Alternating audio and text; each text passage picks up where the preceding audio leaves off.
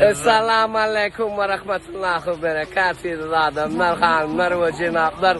Keşke de noya vardı, dincar ve tüyeceğin yüreğde. Yakdı tüpün, kaynaya söndürelim ya. Neyse gördü, o derece. O derece. Bon full. Emme normal. Keşke bir şey ya. Yağda tüpün, şevşeme getirdik iyiler mi ki?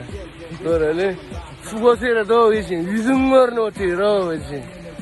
Selamun Aleyküm baba. Esselamu Aleyküm ve Rahmetullahi ve Berekatuhu adamlar, hanımlar ve cenaplar. Dün rahat atrak gitti. Zordan özüme geldim. Nisip orada buna birazcık bağıracak bir şey. Piyozu içmenim ne hemen bırdat etmeni. O şekilde yağırlık geliyor. Katı tüpünle yaptırız geliyor. Birazcık özüme gelip yerden ne hemen ne yağdaylar.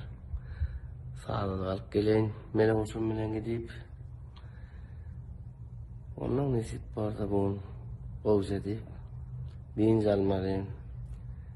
Normal öz meselelerin parvazıma arasılaştırayım oğlumla geliyence.